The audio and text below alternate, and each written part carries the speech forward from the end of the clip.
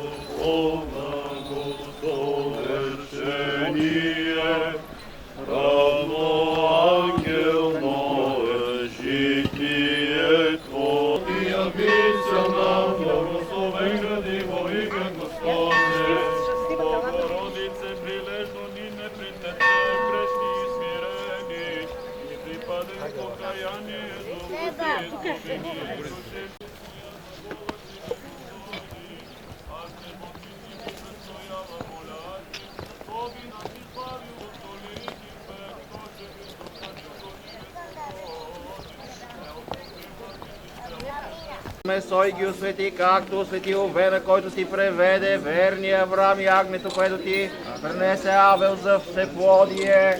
Освети ги.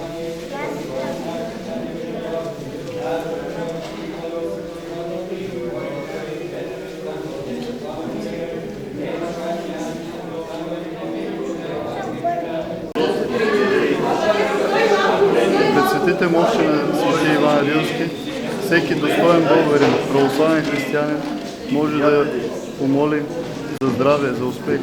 Не може да се помоли за свои близки, защото, както ни учи Светата православна църква, трябва да имаме любовта между себе си. Затова нека по молитва на свети Иван Рилски Бог да се умилостиви над нас и да ни спаси, да бъдем винаги в Неговото небесно царство.